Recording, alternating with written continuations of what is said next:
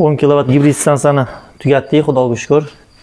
Simlarni ko'ryapsizlar. Ko'pchilik so'raydi, nimaga 10 gridni arzonga ulaysizlar, gibridni qimmat deysizlar. Mana shu o'zida 18 ta sim bor. 18 tasi hamma joyga ketgan. Bu yerda yana ikkitasi bor. Общий hisobda mana shu 20 ta sim yuradi. Zazimlilarni bu yerda ikkita yana qo'shilgani hisobiga 20 ta bo'lyapti. Simlarni ham mana sanaldi, endi kadrga sanamayman, lekin rostdan mana shu 18 ta, bu yerda yana ikkitasi bor zapasi. Shuni hisobiga podключенияsi ko'p. Kelgan 10 gridda ikkita mana mashina o'zini bo'ladi, qo'ysa bu bo'ladi, bo'lmasa yo'q. Bunda mana защиталар hammasi bor, полный. И fazadan fazaga o'tkazishga bor. Primoyga o'tsa bo'ladi, davlat tokidan. И через invertor o'tsa bo'ladi. Podключениялari ko'p, simlari ko'pligini hisobiga buni ish haqqi ko'proq bo'ladi.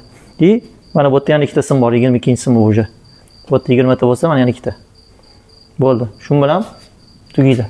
Bugun tugatdik. 10 kW gibridni tugatib egasiga topshirib keldik.